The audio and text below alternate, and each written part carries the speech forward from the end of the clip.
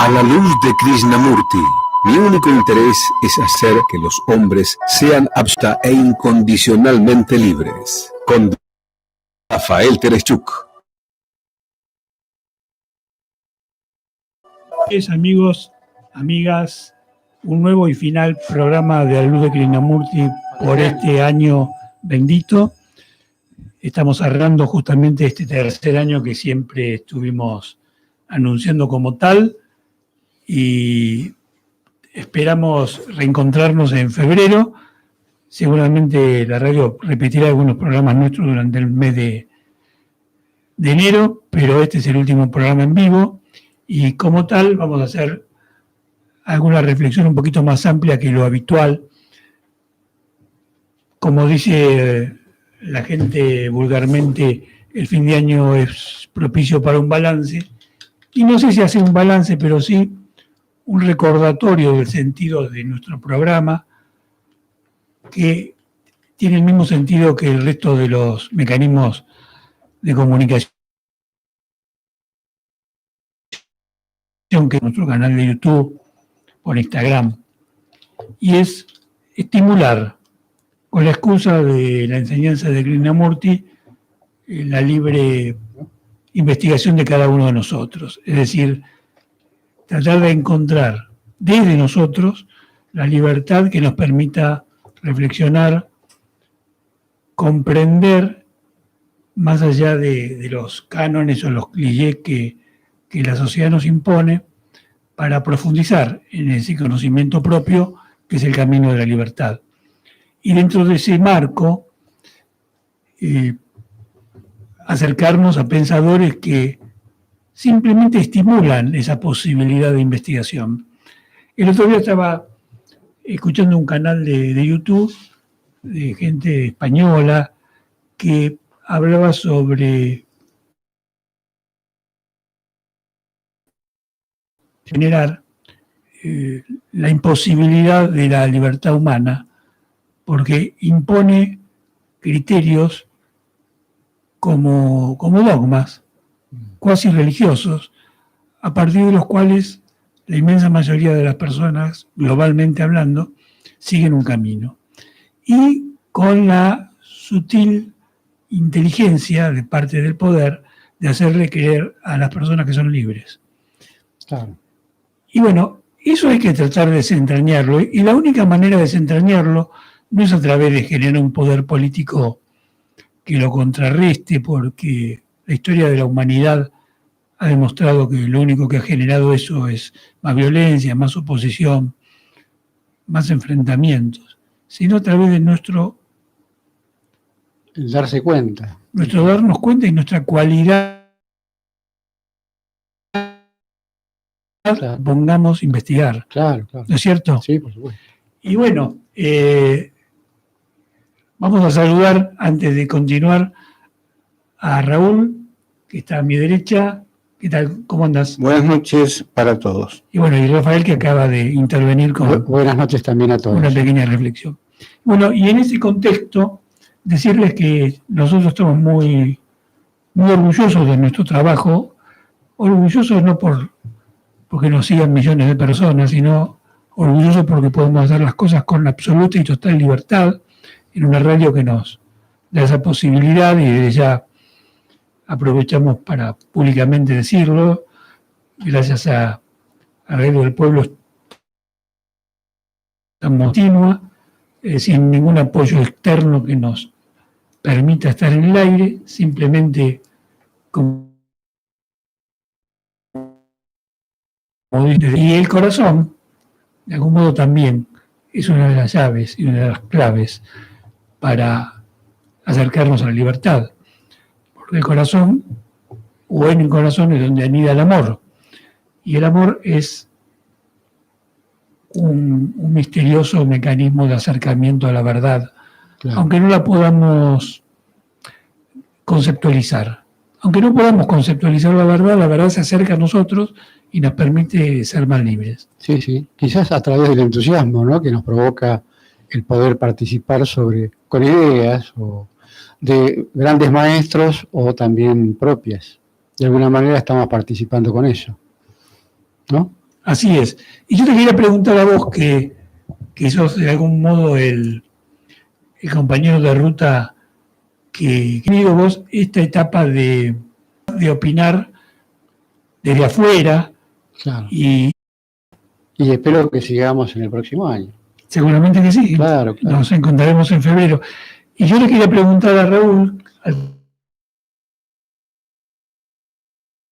que conozco hace más años, cómo él ve la posibilidad de estimular con un sentido positivo la enseñanza de Krishnamurti de cada uno de nosotros. Es decir, ¿cuál sería, desde la experiencia que él tiene, el camino más indicado para transmitir a aquellos que conocen la enseñanza, para transmitir las claves de esa enseñanza y acercarlos a esa libertad que tratamos de pregonar, ¿no?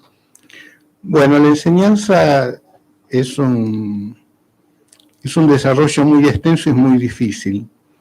Lo que nosotros podemos hacer es mostrar nuestro entusiasmo, sugerir lecturas. A la enseñanza se accede a través de largas lecturas. Así que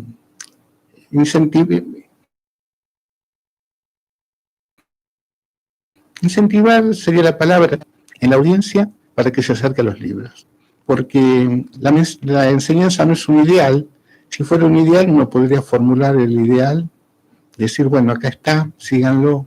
Claro, como los 10 mandamientos. Claro, bueno, no es un ideal, no es una moral, no es una autoridad, es una larga explicación sobre la vida. Y la vida es muy compleja. Krishnamurti nos da una mano para comprender la vida, el pensamiento, la manera en que nos relacionamos con la vida. Así que la sugerencia es que se acerquen a la enseñanza, porque la vida es compleja, la enseñanza es compleja, no se desanimen, da mucho trabajo. Es el mensaje de un sabio ve cosas que nosotros no vemos. Nos va a parecer amenazante porque nosotros nos manejamos por el sentido común. Y la enseñanza es la enseñanza de un sabio. Y el punto de vista de un sabio es totalmente distinto al punto de vista del sentido común. O sea, es como cuando nos dicen en la escuela que el sol está fijo. Nosotros todos los días lo vemos que va y viene. Pero no, la gente de ciencia sabe que el sol está fijo. Pero hasta hace muy poco no lo sabía. No lo sabía, y además nosotros leemos, que lo aprendemos en el colegio y lo repetimos, pero la experiencia diaria nos dice que el sol se mueve. Claro, entonces la enseñanza también nos dice cosas que a nosotros no nos consta, Claro. porque no la podemos experimentar, pero Claro, hay un doble movimiento. Por una parte es muy seductora, muy estimulante la enseñanza, porque uno ve que hay un fondo maravilloso detrás de lo que se está diciendo. Y por otra parte uno se siente muy desconcertado, porque es como el sol, es distinto a lo que uno ve. Así que, bueno, pero Krishnamurti genera esa confianza. Uno dice, la verdad que este tipo, yo no lo entiendo mucho, pero es interesante lo que dice.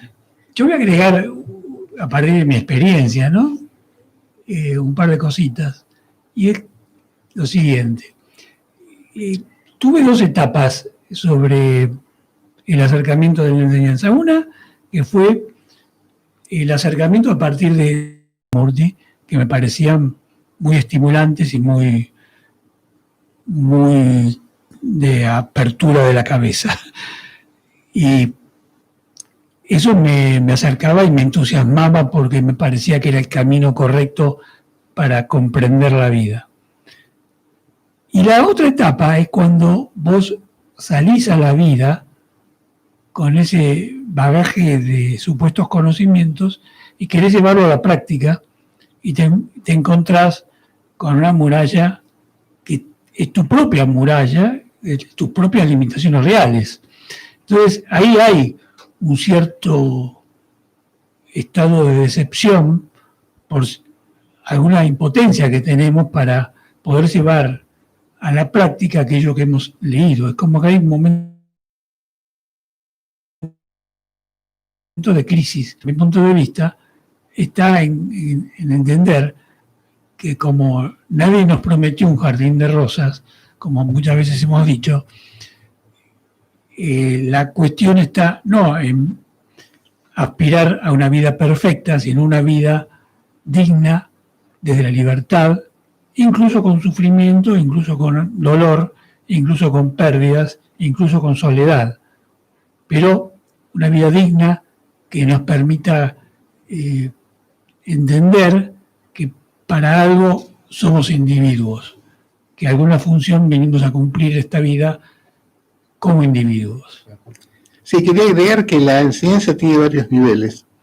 Uno de los niveles es cuando Krishnamurti describe los movimientos del yo. Ahí uno se siente muy identificado, cómo es la vida. Después, otra parte son las, digamos, soluciones que él propone. Las soluciones son absolutamente desconcertantes. Uno las lee y dice, esto no se puede hacer, ¿no? No podría dar ejemplos, pero no voy a entrar en eso. Y después hay partes de la enseñanza que son muy místicas, que tienen un vuelo que uno lo deja con un sentimiento sobrecogedor, como cuando uno escucha la música de Bach, o cuando uno lee a muy buen escritor y dice, ¿dónde sacó todo esto, no? Así que bueno, esos son los tres niveles que yo distingo. Y yo diría, por respecto a esto que vos dijiste de la parte mística, que eso se compatibiliza con una enseñanza, porque es la vida misma, que por un lado toca un misticismo marcado y por otro lado se sienta sin ningún problema con un científico e investiga al mismo digamos, a la par de ese científico la vida y desde la enseñanza. Y me parece que eso es una de las cuestiones más, si se quiere, revolucionarias de la enseñanza, ¿no? Por la integralidad del mensaje. Bueno, Raúl, ¿vas a agregar algo más sobre los textos? ¿Sobre qué textos? ¿Vos? Sobre Krishnamurti. No, sobre Krishnamurti ya lo que quería decir más o menos. No, cuando digo texto me refiero. Krishnamurti por Pupul Hayakar. ¿Y con qué vas a cerrar este año? ¿Con lo que teníamos pendiente de Gandhi o otra cosa? No, vamos a seguir con Gandhi. Sí, habíamos dejado con una Pupul Hayakar que había perdido las elecciones, que había terminado encarcelada, y su hijo también preso, y ahora nos ubicamos en el año 1981, Krishnamurti tenía 86 años, y Indira había ganado las elecciones y era de nuevo el primer ministro de la India. Bueno, si no vas a cerrar la etapa, va a haber que recordarles a la gente en febrero, haciendo un resumen de cómo sigue, ¿no? Bueno, con todo gusto. Dale. Bueno, dice así Pupul. El día anterior a su llegada, Krishnaji comenzó a hablarme de Indira. Quería saber qué clase de mente tenía ella. ¿Me daba cuenta de la crisis a que se enfrentaba la humanidad? Le respondí que, en mi sentir, ella tenía una percepción de lo global y que podía ver los problemas en su totalidad. Krishnaji preguntó entonces si podía ella dejar de ser nacionalista. Dije que no podía hacer eso y seguir siendo primera ministra. Entonces empezó él a hablar de la carrera armamentista. Estaba muy preocupado por los peligros que afrontaba la humanidad. Con respecto al nacionalismo, Krishnamurti toda la vida se pasó hablando en contra del nacionalismo. Bueno, estaba muy preocupado por los peligros que afrontaba la humanidad. También tenía presentimientos acerca de Indira. En la India, la corrupción y la violencia iban en aumento, y la violencia se iría acelerando. ¿Podría Indira? Ella es muy vulnerable, agregó.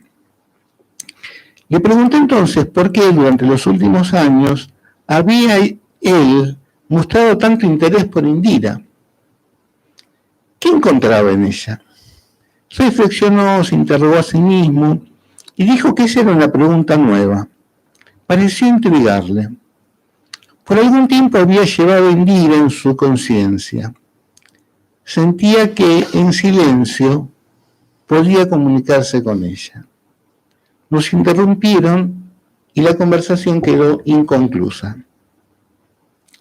Indira había invitado a Krishnagi a tomar el té y lo estaba esperando en el porche. Permanecieron juntos por 2 horas y al terminar la entrevista, ella entró en el comedor donde yo la esperaba junto con Sonia y Maneka y nos preguntó la hora. Que había perdido toda noción del tiempo, olvidando que tenía una reunión. Tomó a los niños con ella y los presentó a Krishnagi. Poco después, nos acompañó a la puerta para despedirnos. Durante el regreso, Krishnagi estuvo muy silencioso. Más tarde me dijo que había percibido una gran tensión en la casa, emociones fuertes y reprimidas, y cierto odio latente. Cuando le preguntó a Indira si había problemas en la familia, ella respondió: las disputas habituales, como en todas las familias. Pero Krishnagi no quedó satisfecho. Sentía que había violencia y algo muy malo en la atmósfera. El 2 de noviembre fuimos a almorzar a Rashtrapati. Acompañábamos a Krishnagi, Achu, Narayan, Nandini y yo. Krishnagi vestía un dhoti ribeteado en rojo y un kurta hecho en tusar, hilado a mano. Sobre sus hombros descansaba una anga vastram. Espigado, la espalda erecta, el semblante grave y los ojos límpidos y compasivos, era un sabio luminoso el que penetró en este símbolo del esplendor imperial. El presidente Sanjava Reddy recibió a Krishnagi con gran respeto, como es tradición en este país. Ese Venkataraman, que había frecuentado a Krishnagi por varios años, inició una conversación. Indira entró pocos momentos después, como una ágil muchacha con los ojos brillantes, corrió a saludar a Krishnagi. Durante el francés de Krishnagi era perfecto, y había en él una sofisticación que encantó a Indira. Ella advirtió que el presidente estaba intrigado y mostraba curiosidad. Se inclinaba todo el tiempo para escuchar y parecía frustrado al no poder entender lo que se decía. Después del almuerzo, Krishnagi fue despedido en la puerta de Rashtrapati Bhavan por el presidente. Había sido un interludio memorable y no obstante divertido. Bueno, y por este año dejamos acá la relación entre Indira y Krishnamurti. Yo presté atención a ese momento, o a ese momento que se refiere Upul sobre la atmósfera que había en el ambiente. ¿Y quién de nosotros no ha percibido eso alguna vez, no? Definir, incluso de explicar, pero sentir un clima negativo y ahora inversamente positivo en una reunión de determinadas personas, que sería de algún modo la prueba contundente de que todos irradiamos algo que no está muy claro, pero que influye en nuestros. Y cuando alguien conoce a otro y percibe, como se dice hoy vulgarmente, las malas ondas, es seguramente una sensación muy, muy repetida en todos nosotros y que muchas veces dejamos de lado y que no no terminamos de aceptar porque no se puede palpar ni medir, pero que sea algo otra vida de relación y que muchas veces es la clave secreta del acercamiento y del distanciamiento de las personas, ¿no? Y eso queda en las casas también. Sí. Queda en las casas. Yo recuerdo que iba de visita a una casa que era muy disfuncional y vivían a los gritos. Y a mí me dolía la cabeza cuando entraba en esa casa. Y así que queda en las casas. Seguramente que sí, seguramente que sí. Bueno, vamos a ir en intervalo musical, como ha sido siempre costumbre, y nos reencontramos luego de eso. Gracias.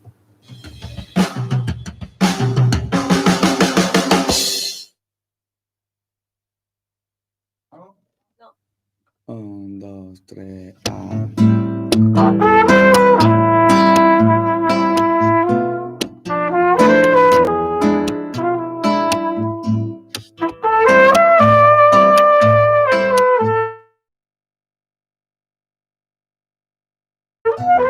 Oye, tengo que decirte algo. Oye, ponle toda tu atención. En la mano el corazón tengo y en el pecho un hueco. Tiemblo cada vez que canto mi verdad. Si no vine aquí pa' esto, vi por qué me empuja el viento y esta luz me guía hasta ti. No voy a hablar del dolor que tengo y que me lo callo.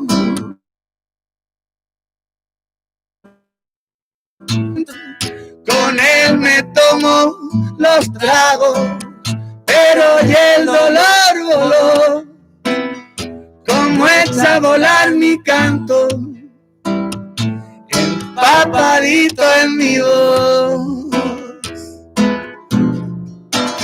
Canto pa'l que está despierto y pa'l que nada en su llanto. Canto pa'l que tiene miedo, pero es capaz de enfrentarlo. Canto pa' bien y pa' mal, y cantando me levanto. Canto por necesidad. Cantamos porque el grito no es bastante. Y no es bastante. Mauricio, muchas gracias. Bueno, nos vamos a reencontrar con Gustavo si está del otro lado de la línea. ¿Qué tal? ¿Cómo están, muchachos? Horacio, Rafael, Raúl, ¿todo bien? Muy bien, sí. Toda la patota, estamos esperando que vengas vos y ponemos los fideos, ¿eh? Y va a ser difícil. Va a ser difícil porque no es por el COVID, sino porque sabés que soy, como diría mi abuelita, un culo pesado. Pero bueno, antes que nada un agradecimiento, bueno, por supuesto a Mauricio por el tema de la radio, pero fundamentalmente a vos, Horacio, y a Rafael por el tema que son los que sustentan económicamente el programa. Y bueno, vos sabés que entro de polizón, así que públicamente les hago un agradecimiento. Bueno, el pequeño aporte económico que hagamos es absolutamente subalterno frente al aporte de otro tipo.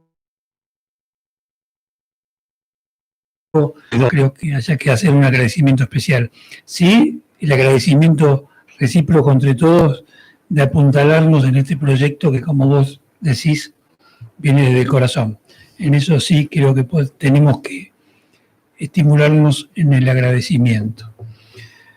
Bueno, Gustavo, a ver con qué vamos a cerrar el año. No, primero me causaba bastante, no sé si decirte gracia, estupor, descontento, que hablen en francés en la India, en medio de una reunión. La verdad que es bastante, no sé. Es un prejuicio. Sé que Pupul hubiese dado la vida por ser amante de Krishnamurti, pero realmente... Bueno, Lo que Bueno, pasa mira. que Krishnamurti hablaba en Telugu de chico, pero después se lo olvidó porque se crió en Inglaterra. Y en Bueno, Francia. por eso te digo, como en la India se habla mucho el inglés, podrían haber hablado tranquilamente en inglés, no en francés, ¿no? Así que bueno. bueno, qué sé pero yo. en eso voy a discutir un poco con vos, Discutí. porque me parece que el país que sometió y mató a mansalva a los hindúes fue Inglaterra o Gran Bretaña, para ser más específico, más amplio, Inglaterra más específicamente, y no Francia. Por lo tanto, que hablaran en inglés como si fuese el valor sustituto del francés, me parece un poco arbitrario, porque después de todo, si algo que tenían que reprocharle los hindúes a alguien, era a los ingleses y no a los franceses. Porque el idioma es universal. Sí, mira. Y la gente no son los gobiernos. Gracias a los ingleses, un cierto gurutaje llegó a Europa y a Estados Unidos y por ende al mundo, y no fue el gurutaje que vino por el lado francés, como puede ser Sri Anirban, como puede ser Sri Aurobindo y algunos otros. Entonces, viste, el debe y el haber está ahí, dice. Es arbitrario, es arbitrario. ¿Cómo? El debe y haber es arbitrario, porque una cosa son los gobiernos y otra cosa son las personas. Es decir, vos, como bien decís, y yo adhiero a eso. Inglaterra nos legó cerebros únicos que han dado realmente una entrega a la humanidad formidable. Países sometidos, injusticia, que es la paradoja de nuestra vida, la paradoja de la existencia, porque es tan compleja la vida que querer meter todo en una sola bolsa es una simplificación y un acto de superficialidad de parte nuestra. Así que, como vos bien decís, Inglaterra ha traído genios y también ha traído sátrapas. No, incluso te digo la verdad, en tu introducción, que tuvo un clima muy lindo, muy agradable, muy de fin de año, hay palabras que tienen una significación tan trascendente, tan imposible de abarcar. Vos hablaste de verdad, vos hablaste de vida. Es bravo, ¿viste? Amor, corazón, son palabras que nos desbordan, ¿no? Porque ¿qué es la verdad? Es decir, la verdad es la verdad de los egipcios, la verdad de los griegos, la verdad de los hindúes, Ninguna de esas. la verdad de los medievales. Ninguna de esas, seguro. En la medida que la definís, deja de ser tal. Claro, es un horizonte inalcanzable, ¿no? Y esa es la belleza, No, yo para hoy traje para mí dos pequeños párrafos que completan a los otros dos que leí la semana pasada, que me parece que son de ese Krishnamurti que no habla del yo y lo mío, sino que habla de esos vastos horizontes que todavía no podemos hollar desde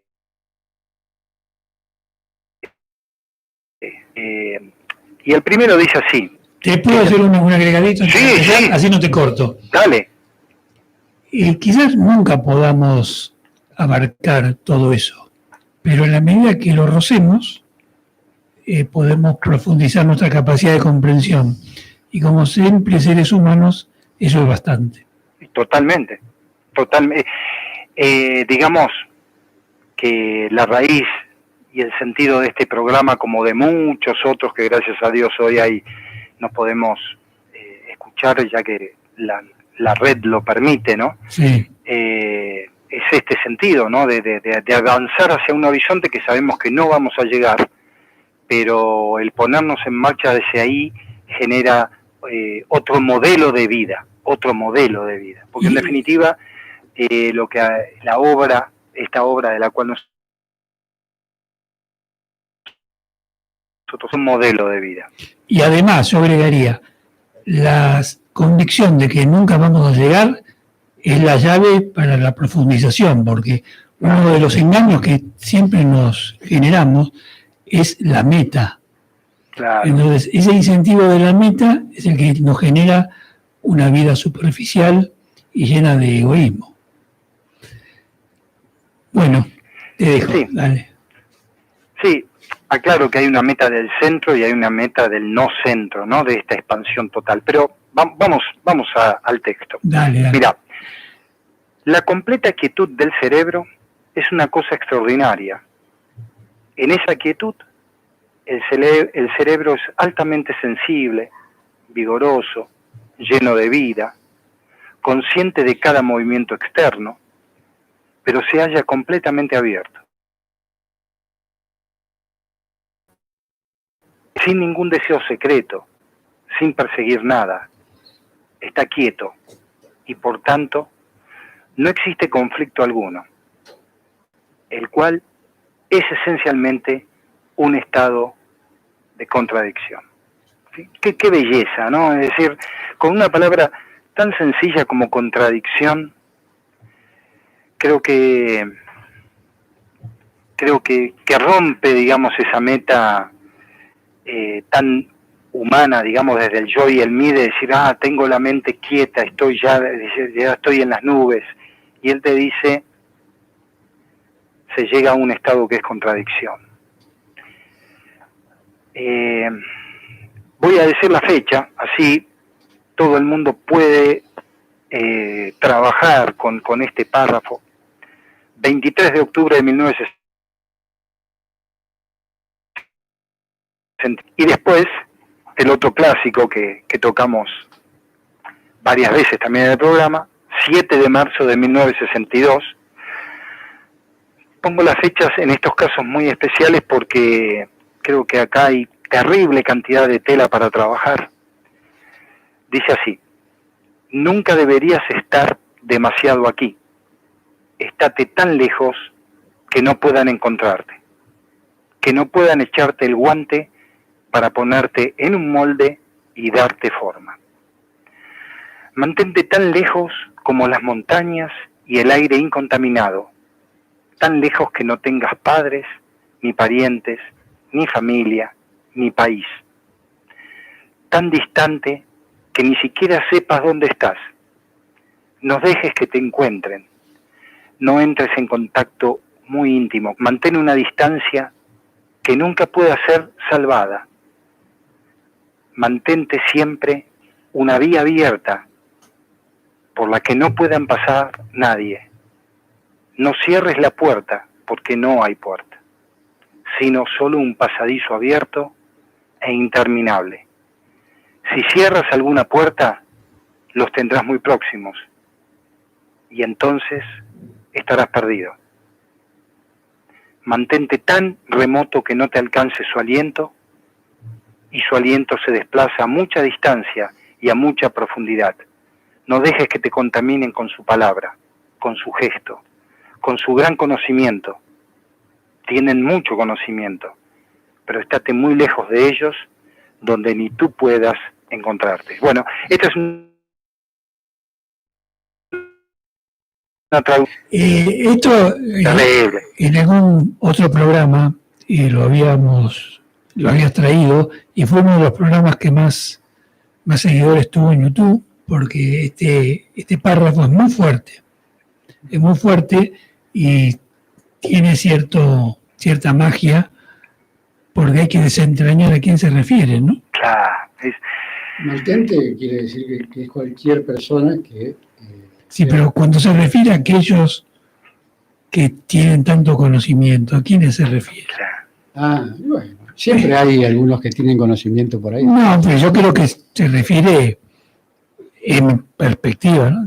Al sistema mismo, a ese sistema del que hablábamos al comienzo, Ajá. que nos impide ser libres, Sí. que sutilmente se va imponiendo como una cobertura de del cielo y que imperceptiblemente te va dando cierta oscuridad y opacidad en la vida, ¿no?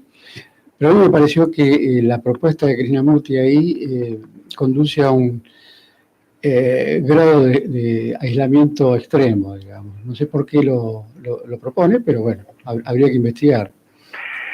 Yo creo, Rafa, que este texto es absolutamente simbólico. Ajá. Y está absolutamente preñado de sentido. Es decir, todavía no ha sido dado a luz esta comprensión, porque cuando dice que ni tengas padres, no se está refiriendo a algo físico, sino que se está refiriendo a estructuras, ¿no? A Claro. estructuras Sí. que muchas veces, como digo, no porque un padre atente con la libertad, porque lo que siempre más quiere es darle una libertad a un hijo, pero está hablando de algo trascendente, de algo no sé, es un texto explosivo, por eso remarqué la fecha como para que la gente lo lea y lo relea, porque a medida que se va leyendo, a medida que nos vamos escuchando leerlo en voz alta, es como que va calando hondo dentro nuestro, Claro. pero no dentro de un centro que es el yo y lo mío, sino desde la perspectiva de una vida diferente, de una vida amplia, de una vida sin, justamente, donde prive el horizonte. Claro. Es como decir, mantente lejos de lo conocido como para acceder a lo desconocido. También.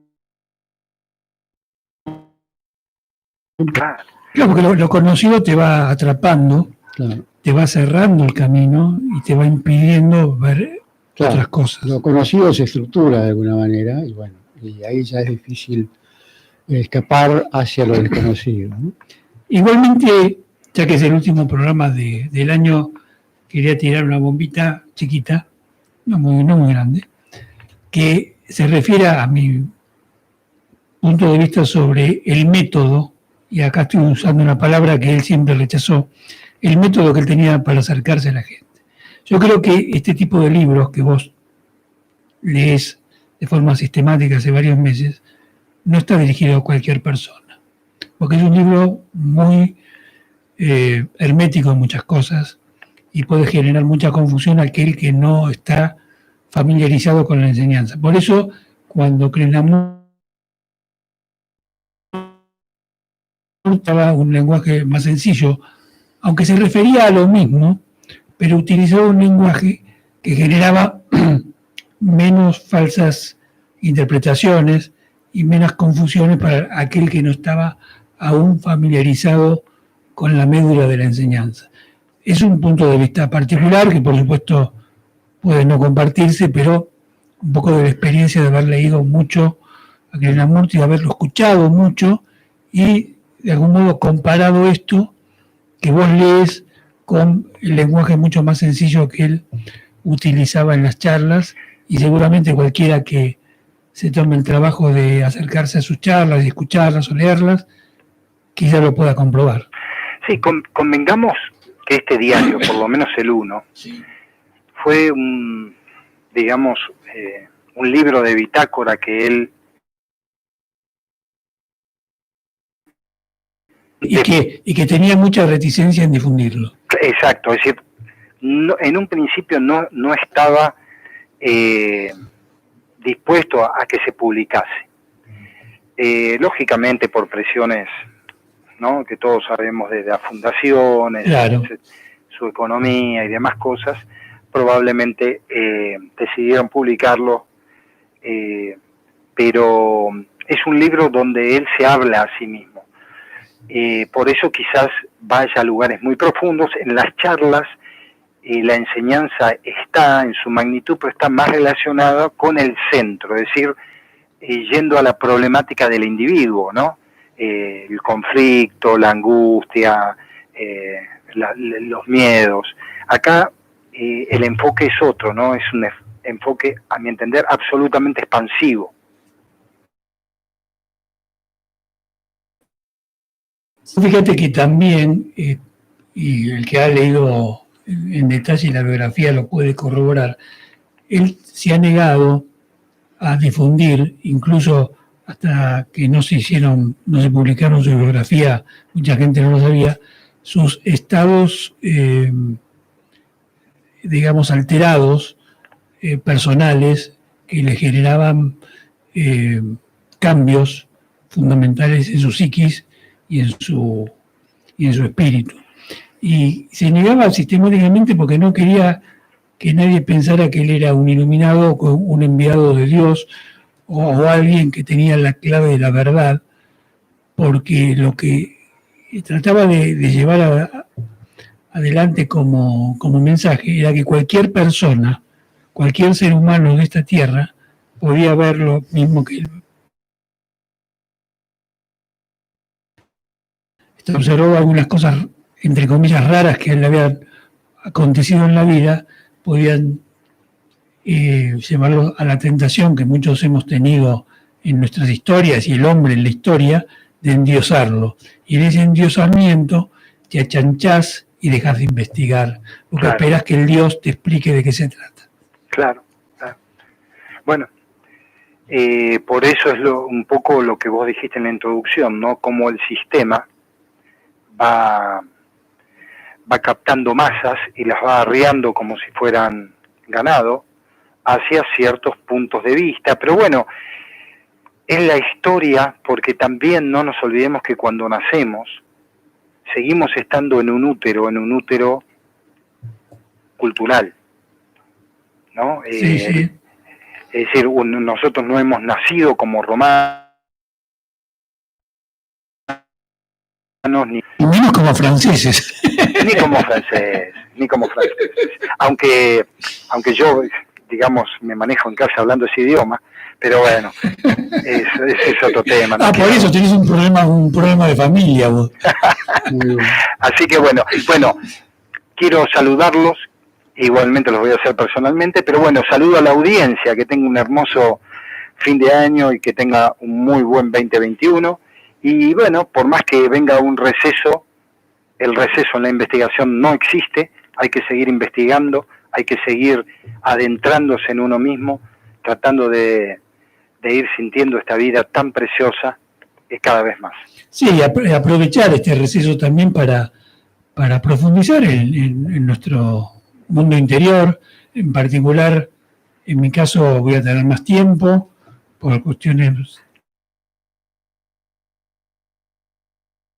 de que se pueda aprovechar para poder volcar humildemente mis reflexiones en el año próximo a partir de febrero. Así que te mando un gran abrazo y nos reencontramos en febrero. Feliz año nuevo, Gustavo. Bueno, no sé si Raúl te quiere saludar porque él es medio franchute y tiene algunos problemas con los franceses, pero no es resentido. ¿Qué es lo que te va a saludar? No, sí, por supuesto, Gustavo.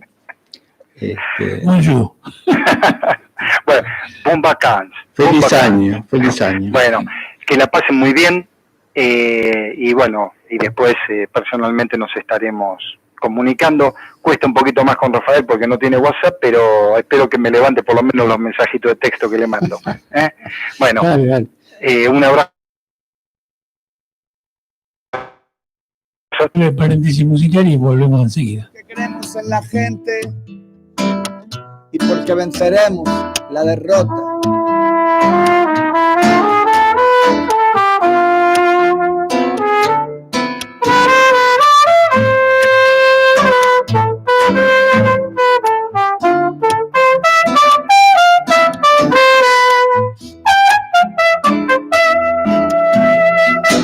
Vamos tú y yo, mi hermano, a construir lo nuevo. Vamos a ponerlo todo boca abajo. Vamos a romper lo negro en 1000 pedazos. Vamos a comernos el mundo con los dedos, con mucho amor, porque es lo único que tengo. Y estas ganas locas de soltarlo, pa' cambiar esta vida de perro. No, vamos tú y yo, mi hermano, a construir lo nuevo. Canto pa'l que está despierto y pa'l que nada en su llanto. Canto pa'l que tiene miedo, pero es capaz de enfrentarlo. Canto pa' bien y pa' mal, y cantando me levanto. Canto por necesidad.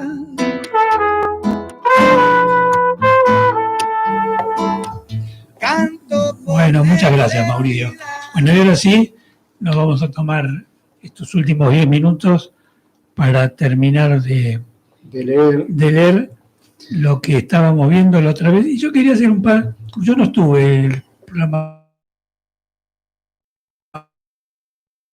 texto que se refiere a un libro que se llama Escoge la vida, que fue escrito en los años 80, no hace tanto tiempo que se escribió. Y aunque ustedes no lo crean, el japonés Daisuke Ikeda todavía está vivo. Sigue vivo. Tiene más de 90 años, está vivo. No, sí, Arnold Toynbee, obviamente. Que ya falleció, claro. Que tuvo la particularidad en su vida que a último momento se hizo musulmán. ¿Ah, sí? Luego de haber sido un ferviente admirador de la corona británica. Interesante, ¿eh? Bueno, Pero bueno, dos muy buenos filósofos en su época. sí, ¿no? sí, por supuesto. Así es. Bueno, Escoge la vida de Arnold Toynbee, Daisaku Ikeda. Esto está publicado en el apartado de sintonía de la página La Luz de Krishnamurti. En este escrito se habla sobre el amor y la conciencia como un tema importante, que es tomado al principio como un asunto propio de la evolución humana, digamos así. Entonces ambos esgrimen sus propios argumentos, o sea, se establece un diálogo contradictorio que tiene cierta... Hay que hablar de la contradicción antes de cerrar el año porque... Es si contradictorio, si la contradicción no es conflicto, es claro, por supuesto. Desde el vamos, sino que es la posibilidad normal de establecer un diálogo que lleve ideas contrapuestas y converjan hacia algo novedoso que no se sabe qué es al principio. Que genera matices, ¿no? Por supuesto, sí. A lo largo de este diálogo, de que hay una convergencia entre ambos hacia algo novedoso, ¿no? Si bien no es tan evidente, pero se nota que hay una convergencia. Bueno, voy a continuar con la última parte que dice así. El amor esto es lo que dice Toynbee, ¿no? El amor y la conciencia, como lo bueno y lo justo, son términos relativos. Lo bueno carecería de sentido si no tuviera una antítesis, es decir, lo malo. Lo justo implica lo injusto. Análogamente, el amor implica el odio, la conciencia implica el pecado, el nirvana implica el deseo y también implica los sufrimientos en el nirvana. En cada uno de estos pares de conceptos opuestos, los dos polos son recíprocamente complementarios y por lo tanto son lógicamente inseparables. Acá está hablando del entrelazamiento entre los opuestos, ¿no? En el plano de la lógica son un par, son antitéticos y rechazamos el otro, pero éticamente tomamos partido por uno de los dos polos. Cuando deliberadamente nos comportamos mal e injustamente sentimos bien y el mal, el bien y el mal. El bien y el mal, ni podemos convertirlos en términos equivalentes o intercambiables. El poeta inglés, sé tú mi bien.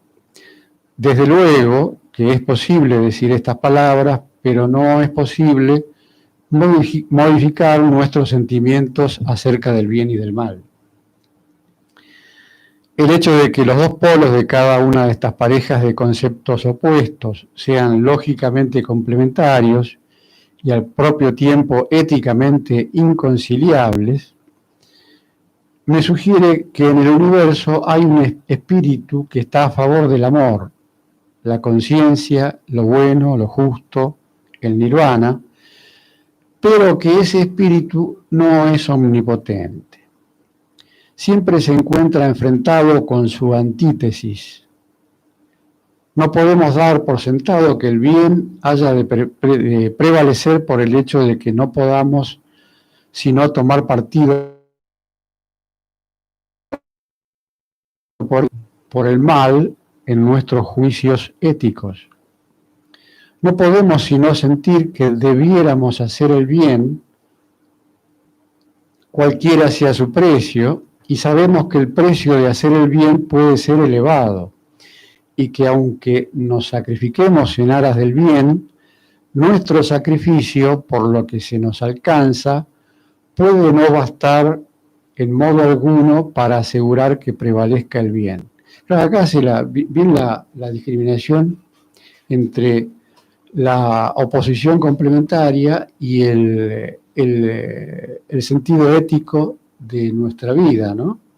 Que es elegir uno de los dos, de las dos posiciones. Sí, de algún modo el desafío de la decisión que implica aceptar nuestra libertad. Libre. Tiene que ser libre, y la conciencia es libre, digamos. Hasta cierto punto es libre, claro. Sobre todo a nivel de reflexión, ¿no es cierto? Entonces, éticamente uno puede elegir uno de los dos opuestos, pero obviamente no puede dejar de reconocer que ambos existen y son posibles en la vida que llevamos, ¿no? Sí, hay una paradoja también, ¿no? Como claro. Porque si uno profundiza, hay un vínculo entre ese supuesto bien y ese mal en la vida, ¿no? Claro. Quizás lo dividimos por una necesidad práctica de ubicar algunas cosas de un lado y otras del otro para poder organizar nuestra sociedad. Claro, pero obviamente. Quizás en el fondo lo que llamamos mal a veces nos hace ver cosas que no...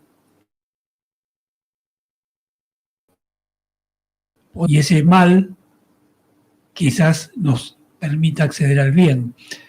Creo que hay un juego permanente en la vida de intercambio, claro. que nos hace comprender que hay una unidad más allá de nuestra comprensión. Así es. Vivimos continuamente pasando de la guerra a la paz y de la paz a la guerra también, ¿no es cierto? Entonces quiere decir que ese juego de opuestos forma parte de la paradoja de la vida. Claro, y vos fíjate, en algún momento lo hemos hablado, ¿qué es lo que prevalece en el mundo? ¿Es el bien o el mal? Y hemos dicho, si hubo tantos seres tan negativos en la existencia, y pese a eso el mundo sigue existiendo y la mayoría tiene una vida más o menos digna, claro, es porque indudablemente el bien todavía tiene mucha fuerza. En ese concepto vamos a poner todas las pilas en este nuevo año para estimular el bien y la libertad humana. Correcto, muy bien. Hasta el próximo año y muchas gracias. Buenas noches a todos y feliz año nuevo. Buenas noches a todos. A la luz de Krishnamurti, mi único interés es hacer que los hombres sean absoluta e incondicionalmente libres.